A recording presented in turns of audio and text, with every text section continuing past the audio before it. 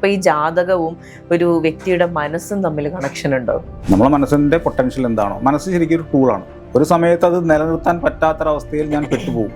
അല്ലെങ്കിൽ അച്ഛനോ അമ്മയോ ഒക്കെ എക്സ്പെക്ട് ചെയ്ത എനിക്ക് മാർക്ക് വാങ്ങാൻ പറ്റിയില്ല, പുറത്തൊരാൾ എനിക്ക് പറഞ്ഞുതരാം നീ ഇതാണ്, ഞാനത് വിശ്വസിക്കുക, ഞാനതാണ്, ഞാനതായി ജീവിക്കുക. നമുക്ക് പേടിയാ, നേരത്തെ പറഞ്ഞു നമ്മളെ സെൽഫിനെ നമ്മൾ പേടിക്കുന്നു പറഞ്ഞതിന്റെ ഒരു സാധനം അതും കൂടിയാണ്. ഇയാളെ പുറത്തോട്ട് നമ്മൾ സമ്മതിക്കില്ല. ആസ്ട്രോളജിയും മെന്റൽ ഹെൽത്തും തമ്മിൽ കണക്ഷൻ ഉണ്ട് എന്ന് പറഞ്ഞു. അപ്പൊ ഈ ജാതകവും ഒരു വ്യക്തിയുടെ മനസ്സും തമ്മിൽ കണക്ഷൻ ഉണ്ടോ? ജാതകത്തിൽ നമ്മൾ മനസ്സിനെ വായിക്കുന്നത് ചന്ദ്രൻ എന്നുള്ള ഗ്രഹത്തിനെ, ചന്ദ്രനാണ് മനസ്സിന്റെ കാരകൻ. അപ്പോൾ ചന്ദ്രൻ ഗ്രഹസ്ഥിതിയിൽ എവിടെ നിൽക്കുന്നു, അദ്ദേഹത്തിനോട് ആരൊക്കെ യോഗം ചെയ്യുന്നുണ്ട്, ആരുടെയൊക്കെ ദൃഷ്ടി ഉണ്ടെന്ന് വെച്ചിട്ട് അത് മനസ്സിലാക്കിയാൽ ആ പർട്ടിക്കുലർ വ്യക്തിയുടെ മനോവ്യാപാരങ്ങളും അദ്ദേഹത്തിൻ്റെ മെൻ്റൽ സ്റ്റേറ്റും ഒക്കെ നമുക്ക് മനസ്സിലാക്കാൻ പറ്റും. ഓരോരോ സമയങ്ങളിൽ ഈ ഗോചര പ്രകാരം അത് പ്ലാനറ്ററി പൊസിഷൻ മാറുന്നുണ്ടല്ലോ, അതിനനുസരിച്ചിട്ട് അവിടെ ഇൻഫ്ലുവൻസ് മാറും. ആ മാറുന്നതിനനുസരിച്ച് ഇവർക്ക് മൂഡ് സ്വിങ്ങും കാര്യങ്ങളും അവരുടെ മെൻ്റൽ ഫ്ലക്ച്വേറ്റിയും ഒക്കെ നമുക്കതൊന്ന് വായിച്ചെടുക്കാൻ പറ്റും. അതൊരു പ്രശ്നമുള്ള കേസല്ല. അതിനേക്കാളൊക്കെ അപകടമുള്ള ഒരു സംഗതി വേറെയുണ്ട്. നമ്മളൊക്കെ അറിയാതെ തന്നെ ഒരു സോഷ്യൽ കണ്ടീഷനിങ് നമ്മളൊക്കെ മനസ്സിലുണ്ട്. നമ്മളെ മനസ്സിന് ഏറ്റവും കൂടുതൽ എഫക്റ്റ് ചെയ്യുന്ന സാധനം ഗ്രഹസ്ഥിതി പ്രകാരം വരുന്നതൊക്കെ വെച്ചാൽ ഒക്കെ മിക്കവാറും നമുക്ക് പോസിറ്റീവായിട്ട് വരിക, നമ്മളെ ഹെൽപ്പ് ചെയ്യുന്ന രീതിയിലാണ് അതൊക്കെ കാണാറുള്ളത്. വളരെ ചുരുക്കമേ ഉള്ളൂ വളരെ ദോഷമുള്ള ഈ ചന്ദ്രൻ്റെ കെട്ടിൽ പോയി മറിയാം, അങ്ങനെയൊക്കെ കുറേ ഇതുണ്ട്. നമ്മൾ ആ ലാംഗ്വേജിൽ പോയാൽ ബുദ്ധിമുട്ടാണ്. അങ്ങനെയൊക്കെ ആകുമ്പോഴാണ് നമുക്ക് ഒരു എന്താ പറയുക സ്ഥായിയായിട്ടുള്ളൊരു മെൻ്റൽ എയിൽമെൻറ്റ് പോലെ അല്ലെങ്കിൽ ഒരു അസ്വസ്ഥമായിട്ടുള്ള മനസ്സുള്ള ആൾക്കാരെന്നൊക്കെ നമുക്ക് അതിനൊക്കെ പരിഹാരങ്ങളൊക്കെ ഉണ്ട്. പക്ഷേ പരിഹാരമില്ലാതെ ഞാൻ കണ്ടിട്ടുള്ളത് ഈ സോഷ്യൽ കണ്ടീഷനിങ് എന്നുള്ള വലിയൊരു അപകടമുണ്ട്. സോഷ്യൽ കണ്ടീഷനിങ് എന്ന് പറഞ്ഞു കഴിഞ്ഞാൽ നമ്മൾ ഇന്നതൊക്കെ ആയിരിക്കണം എന്ന് സൊസൈറ്റിക്ക് ഒരു കാഴ്ചപ്പാടുണ്ട്. സൊസൈറ്റി എന്ന് പറയുമ്പോൾ നമ്മളെ അച്ഛൻ അമ്മ ഉൾപ്പെടെ നമ്മളുമായിട്ടുള്ള നമ്മൾ ഒരു സമയം ആവുന്നതിന് മുമ്പ്, നമ്മളെ മനസ്സിനെ കൈകാര്യം ചെയ്യാനൊക്കെ പാകമാവുന്നതിന് മുമ്പ് നമ്മൾ ഈ കണ്ടീഷനിങ്ങിന് വിധേയരാണ്. ശരിക്കും അതെന്ന് വെച്ചാൽ നമ്മളുടെ ചില യാഥാർത്ഥ്യങ്ങളെ മറച്ചു വെക്കുകയാണ് ഈ സംഗതി ചെയ്യുന്നത്. നമ്മളെ മനസ്സിൻ്റെ പൊട്ടൻഷ്യൽ എന്താണോ, മനസ്സ് ശരിക്കും ഒരു ടൂളാണ്. നമ്മൾ കാരണ ശരീരത്തിൻ്റെ പുറത്താണ് സ്ഥൂല ശരീരവും സൂക്ഷ്മ ശരീരവും ഉള്ളതെന്ന് പറയാം. അതേപോലെ ആ ചങ്ങാതിയുടെ രണ്ട് ടൂള്, നമുക്ക് നമ്മൾ ഈ പ്രപഞ്ചത്തിനൊക്കെ അറിയാൻ വേണ്ടി തന്ന രണ്ട് ടൂളാണ് ശരീരവും ഒന്ന് മനസ്സും. രണ്ടും നമ്മളുടെ രണ്ട് ആയുധങ്ങളാണ്. ഇതിൽ കൂടെയാണ് നമ്മൾ ഈ പ്രപഞ്ചവുമായിട്ടും സൊസൈറ്റി ആയിട്ടും ഒക്കെ കണക്ട് ചെയ്യുന്നതും നമ്മളെ അറിയുന്നതും എല്ലാം ഈ രണ്ട് ടൂൾ കൂടെ. പക്ഷേ ഈ രണ്ട് ടൂളിൻ്റെയും ഏറ്റവും വലിയ സ്വഭാവം, ദൂഷ്യവശം എന്ന് പറയുന്നത്, ഇത് വേഗം ഐഡൻറ്റിഫൈഡ് ആവും. എന്തെങ്കിലും ഒരു സാധനവുമായിട്ട് ബന്ധപ്പെട്ട് ഒരു ഐഡൻറ്റിഫിക്കേഷൻ ഉണ്ടാക്കി വയ്ക്കും.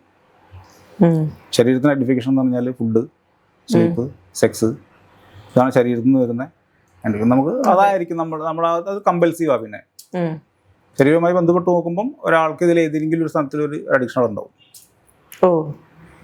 അതാണ് ശരീരത്തിൻ്റെ ഭാഗത്തുനിന്ന് വരിക. മനസ്സിൻ്റെ ഭാഗത്തുനിന്ന് വരുന്നത് ഈ സോഷ്യൽ കണ്ടീഷനിൽ കൂടെ വരുന്ന പലതരത്തിലുള്ള കാര്യങ്ങളുണ്ടാവും. ഇന്നതെന്ന് പറയാൻ പറ്റില്ല, പലതരത്തിൽ നമുക്ക് ഈഗോ ആയിട്ട് വരാം. അങ്ങനെ പലതരത്തിൽ നമ്മൾ കണ്ടീഷൻഡായി പോകും. അത് വലിയൊരു അപകടമാണ്, വലിയ അപകടമാണ്. എന്നുവെച്ചാൽ ഞാൻ എന്താണെന്ന് ഞാൻ അറിയാത്തൊരവസ്ഥയിൽ ഞാൻ നിന്ന് പോവുക. ഞാൻ എന്താണെന്ന് പുറത്തൊരാൾ എനിക്ക് പറഞ്ഞുതരാം, നീ ഇതാണ്, ഞാനത് വിശ്വസിക്കുക, ഞാനതാണ്, ഞാനതായി ജീവിക്കുക. ഇതിന് വലിയൊരു ദുരന്തം നമ്മൾ ജീവിതത്തിൽ വേറെ വരാനില്ല. അല്ല, ഞാനായി നിൽക്കുമ്പോൾ ചിലപ്പോൾ എൻ്റെ അനുഭവങ്ങൾ മോശമാവും. പല യാഥാർത്ഥ്യങ്ങളും ഞാൻ ഫേസ് ചെയ്യേണ്ടി വരും. പക്ഷെ അതാണ് നമ്മുടെ സ്വർഗം, അല്ലേ? എത്തണം. കാരണം അകത്തൊരാൾ കിടപ്പുണ്ട്, ഇതിൻ്റെ ഒക്കെ അകത്തൊരാൾ കിടപ്പുണ്ട്.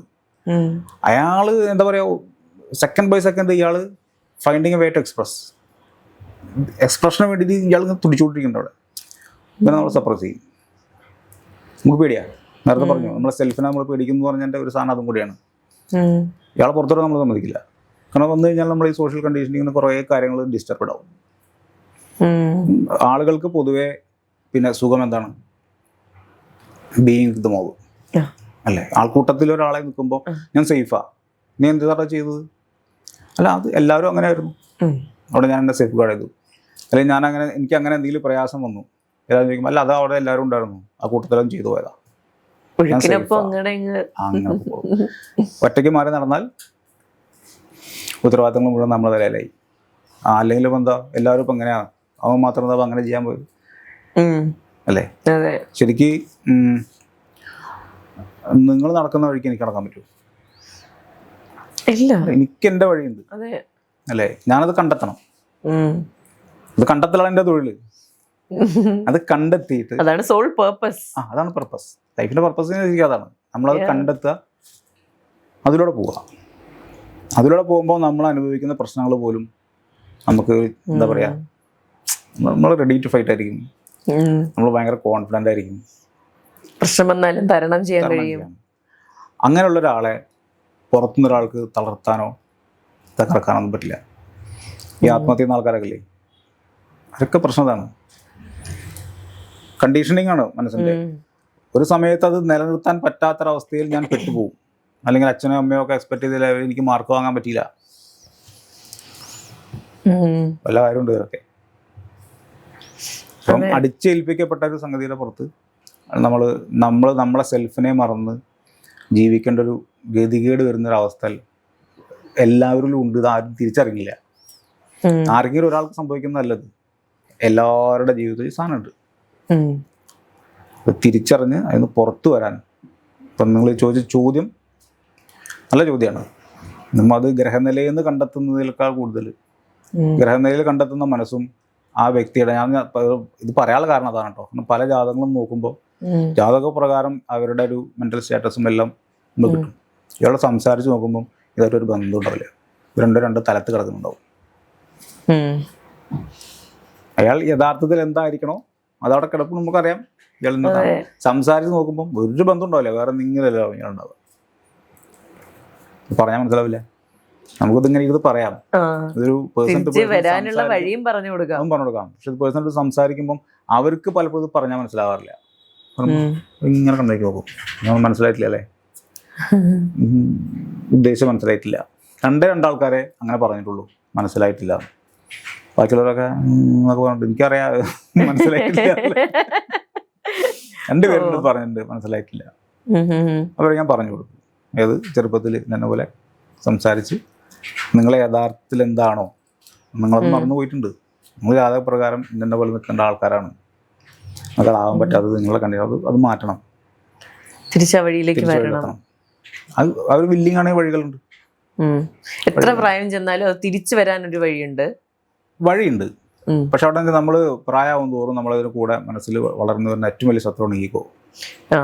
വ്യാപന തീരത്താകുമ്പോൾ ചേഞ്ച് ചെയ്യാൻ മടി. രണ്ടാമത് പിന്നെ എന്താ പറയാ, ഞാൻ എന്താണെന്നുള്ളത് സൊസൈറ്റിയിൽ ഞാനൊരു സാധനം ഉണ്ടാക്കി വെച്ചിട്ടുണ്ടാവും. അത് മാറിക്കഴിഞ്ഞാൽ പോലും എന്തൊക്കെ അതിനേക്കാളും നല്ലത് ഇങ്ങോട്ട് പോകണമാണ്. ഈ ഈഗോ വലിയൊരു പ്രശ്നമാണ്. രണ്ടാമത് ഇമോഷണൽ. നമ്മൾ ബുദ്ധി കൊണ്ട് നമുക്കറിയും ഇതാണ് എനിക്ക് ശരി, ഇതാണ് ചെയ്യേണ്ടത്, ഇങ്ങനെ പോവാം, ഇതാണ് പോകേണ്ടത്, പെട്ടെന്ന് പോവാം. അതൊക്കെ തീരുമാനിക്കുമ്പോഴേക്ക് മറ്റാനുള്ളതും ആര് ഇമോഷൻ പിന്നാലെ വരും. അതെ, ഇങ്ങനെയൊക്കെ പോയ സമയത്ത് നീ ഇങ്ങനെയൊക്കെ ആയിരുന്നു, ഇന്ന ആൾക്കാരും ഒക്കെ എന്നെ സപ്പോർട്ട് ചെയ്യാൻ, നിങ്ങൾ മാറിക്കഴിഞ്ഞാൽ ചിലപ്പോൾ അവരൊക്കെ തന്നെ മാറ്റി പറയും, കുറേ പ്രശ്നങ്ങൾ കൊണ്ടുവരും. വെറുതെ ബുദ്ധി പറഞ്ഞ വഴിക്ക് പോകാൻ നിൽക്കണ്ട. ആ വികാരത്തിന്, ആ ഇമോഷന്റെ വെല്ലുവിളിനെ നമുക്ക് മിക്കവാറും വിച്ചാൻ ചെയ്യാൻ പറ്റൂല. ബുദ്ധി കീഴടങ്ങും. ഓക്കെ. അപ്പോൾ ഇപ്പോൾ കൂടുതലായിട്ടും ഓൺലൈൻ കൺസൾട്ടേഷൻ ആണോ ഉണ്ടാകാറുള്ളത്? എനിക്ക് വരുന്നതിൽ ഒരു 80% ഓൺലൈൻ തന്നെയാണ്. ഫിസിക്കലി വരുന്ന ആൾക്കാർ വളരെ കുറവാണ്. ഓൺലൈനാണ് കൺസൾട്ടേഷൻ വരുന്നത്. ഓഫീസ് മഞ്ചേരിയുള്ളത്. തുരിയം എന്നാണ് ഓഫീസിന്റെ പേര്. തുരിയം കേട്ടിട്ടുണ്ടോ? ഇല്ല, ആദ്യമായിട്ടാണ് ഒരു വാക്ക് കേൾക്കുന്നത്. അതായത് നമുക്ക് 4 സ്റ്റേറ്റ് ഉണ്ട് ഒരു മനുഷ്യന്. ഒന്ന് ജാഗ്രത, നമ്മളിപ്പോ വളരെ ജാഗ്രതയിൽ ഇരിക്കുന്നതാണ്. വളരെ ജാഗ്രത ആയിരിക്കും. നമുക്ക് എന്താ സംഭവിക്കുന്നത്, എന്താ പറയണം, നമുക്ക് ബോധമുണ്ട്. ഇത് കഴിഞ്ഞിട്ട് പിന്നെ സ്വപ്നം എന്നൊരവസ്ഥ ഉണ്ട്. സ്വപ്നം പറഞ്ഞാൽ ജാഗ്രതയല്ല, ചില സങ്കല്പങ്ങൾ, ചില മോഹങ്ങൾ, ദിവാസ്വപ്നങ്ങൾ, അത് യാഥാർത്ഥ്യവുമായിട്ടൊരു ബന്ധമില്ലാത്ത ഒരു സ്റ്റേജ് കൂടെ നമ്മൾ അങ്ങനെ പോകുന്നൊരവസ്ഥ ഉണ്ട്. പിന്നെ സുഷുപ്തി, ഉറക്കാണ്, ഫുഡ് വിട്ട് ഉറക്കാണ് ഒരവസ്ഥയാണ്. ഇത് 3 ഞാൻ ചെയ്യുന്നു എന്നറിയുന്നൊരവസ്ഥ ഉണ്ട്.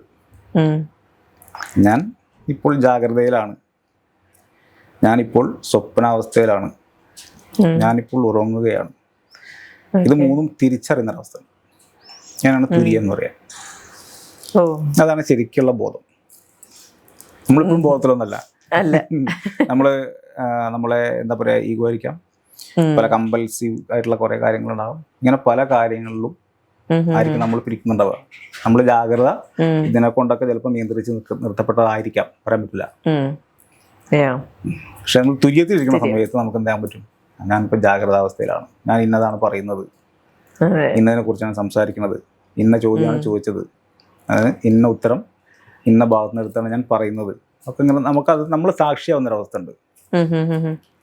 ശരിക്കും മനുഷ്യൻ എത്തേണ്ട അല്ലെങ്കിൽ ആയിത്തീരേണ്ട അവസ്ഥ അല്ലെങ്കിൽ ജീവിക്കേണ്ട അവസ്ഥ ശരിക്കും അതാണ്. എത്തിപ്പെടേണ്ട ഒരു ഡെസ്റ്റിനേഷൻ അല്ല കേട്ടോ, നമ്മൾ ജീവിക്കേണ്ട ഒരു ക്വാളിറ്റി തന്നെയാണ് തുര്യം എന്ന് പറഞ്ഞ സാധനം. അവിടെ നിന്നുകൊണ്ട് വേണം നമ്മൾ കാര്യങ്ങളെ കൈകാര്യം ചെയ്യാൻ. അതുകൊണ്ടാണ് എൻ്റെ സ്ഥാപനത്തിന് ഞാൻ അങ്ങനെ പേരിട്ടത്. നമ്മൾ ഓൺലൈനിലും സർവീസ് കൊടുക്കുന്നുണ്ട്, ഫോണിൽ വിളിച്ചാലും എങ്ങനെ വേണമെങ്കിൽ നമ്മൾ അറ്റൻഡ് ചെയ്യാറുണ്ട്. തുര്യം എന്നുള്ള പേരിൽ നമുക്കൊരു യൂട്യൂബ് ചാനലും ഉണ്ട്, സോഷ്യൽ മീഡിയ ഹാൻഡിലുകളുണ്ട്, ഇൻസ്റ്റാഗ്രാം, ഫേസ്ബുക്ക് ഒക്കെ. ഓക്കെ. അപ്പോൾ ആവശ്യമുള്ളവർ, എനിക്ക് തോന്നുന്നു ഏറ്റവും കൂടുതൽ ശ്രദ്ധ കേന്ദ്രീകരിക്കുന്നത് 12-13 വയസ്സുള്ള കുട്ടികൾ, അല്ലെങ്കിൽ 13 മുതൽ 25 വയസ്സ് വരെയുള്ള മോൾഡ് ചെയ്യാൻ കഴിയുന്ന പ്രായത്തിലുള്ള കുട്ടികൾ മുന്നോട്ട് എങ്ങനെ, അവരാണ് നമുക്ക് കൂടുതൽ ആവശ്യം. അതെ, അവർക്ക് നമുക്ക് എന്തെങ്കിലും കാര്യമായിട്ട് സബ്സ്റ്റാൻഷ്യൽ എന്തെങ്കിലും ചെയ്തു കൊടുക്കാൻ പറ്റുന്ന ഒരു പ്രായവും വില്ലിങ് ആയിട്ടുള്ള ആൾക്കാർ വരാം. മറ്റേ നേരത്തെ പറഞ്ഞ പോലെ 25-30 കഴിയുമ്പോൾ ഇവര് ഈഗോ ഒക്കെ എന്തെങ്കിലുമൊക്കെ അവസ്ഥയിൽ എത്തിക്കണം. അതൊക്കെ പറഞ്ഞ് മനസ്സിലാക്കി കൊടുക്കാനും ബുദ്ധിമുട്ടാണ്. ബിൽഡിംഗ് ആണെങ്കിൽ നമുക്ക് കുഴപ്പമൊന്നുമില്ല, ആരാണെങ്കിൽ കുഴപ്പമൊന്നുമില്ല. നമുക്ക് എന്തെങ്കിലും ചെയ്യാൻ പറ്റുന്ന വെച്ചാൽ ഒരു ബിൽഡിംഗ് ഉണ്ടാക്കുമ്പോൾ അതിന്റെ ഫൗണ്ടേഷൻ തൊട്ട് ബേസ്മെന്റ് തൊട്ട് നമുക്ക് കാര്യങ്ങൾ ചെയ്യുമ്പോൾ നമുക്ക് അറിയാം എന്താണ് കൂടുതൽ താല്പര്യം, അതിനോട് നമുക്കൊരു സാറ്റിസ്ഫാക്ഷൻ കിട്ടുന്നത്. അപ്പോൾ മറ്റാരെയും നോക്കൂലെന്നൊന്നുമില്ല, ആരോന്നാലും നോക്കും. ഇപ്പൊ 2-3 വർഷങ്ങൾക്ക് മുൻപാണ് ഇത് പഠിച്ചത് എന്ന് പറഞ്ഞല്ലോ, എവിടെ നിന്നാണ് ഇത് തുടങ്ങുന്നത്? 2-3 വർഷം മുൻപ് പഠിച്ചു എന്നല്ല, 3 വർഷമായിട്ടുള്ള ഞാനിത് പ്രാക്ടീസ് ചെയ്യാൻ തുടങ്ങി. പഠനം ഞാൻ പിന്നെ ചെറുപ്പം തൊട്ട് ജ്യോതിഷം പഠിക്കുന്നുണ്ടായിരുന്നു. പിന്നെ സ്കൂൾ കഴിഞ്ഞപ്പോഴേക്കും പിന്നെ നമ്മള് എന്താ പറയാ, യുക്തിവാദി ഫേസും ഉണ്ടായിരുന്നു. അന്ന് നമ്മളുടെ ഗുരു മറ്റേ ഫാദർ ഇടമുറകിന്റെ ഒക്കെ ബുക്കുകൾ, ക്രിസ്തു കൃഷ്ണൻ ജീവിച്ചിരുന്നില്ല, ഇങ്ങനെ കുറെ വിപ്ലവകാരനായിട്ട് കുറെ കാലം നടന്നായിരുന്നു. അത് കഴിഞ്ഞ് പിന്നെ ആ ഒരു വഴിയിൽ തന്നെ അതേ കമ്മ്യൂണിറ്റിയിൽ നിന്നാണ് എനിക്കൊരു കാസറ്റ് കിട്ടിയത്, നമ്മളെ ഓഷോ, രജനീഷ്, ദ കൺഫ്യൂഷൻ എന്ന് പറഞ്ഞൊരു കാസറ്റ്.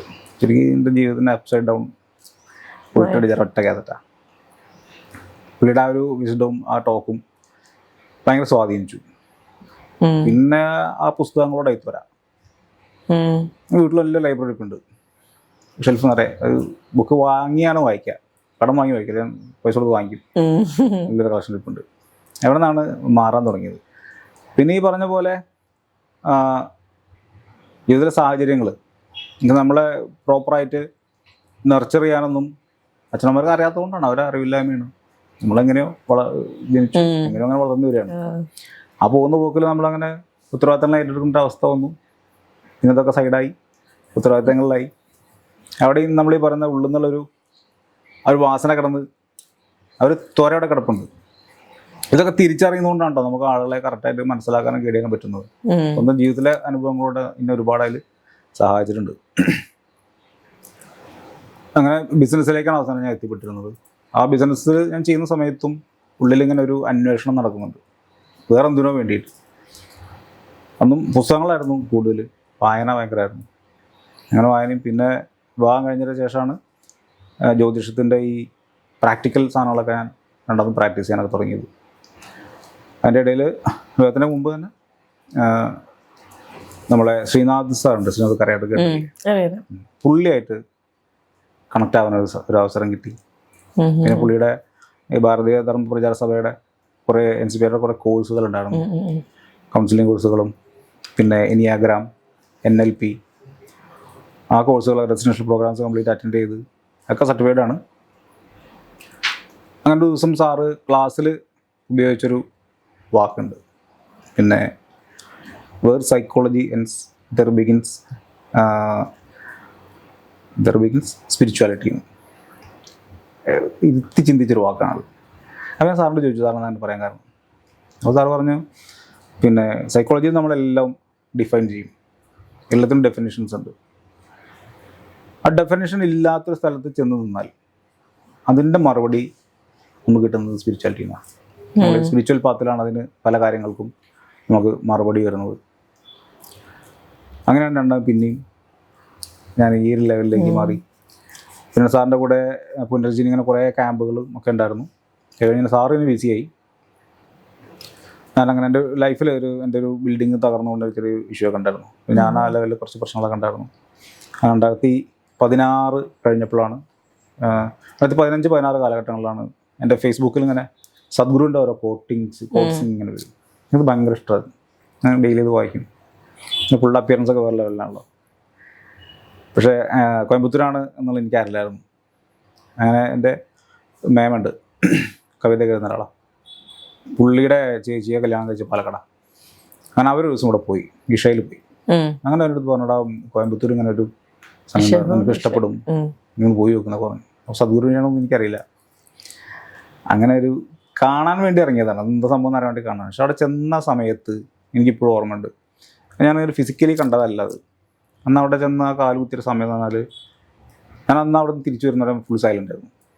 എനിക്കൊന്നും സംസാരിക്കാൻ, ഫാമിലിയുണ്ട്, വൈഫും പിള്ളേരൊക്കെ കൂടെ ഉണ്ട്. എനിക്ക് പ്രത്യേകം സംസാരിക്കാനൊന്നും പറ്റുന്നില്ല. അങ്ങനെ ഒരു വല്ലാത്തൊരവസ്ഥയാണ് മുഴുവൻ.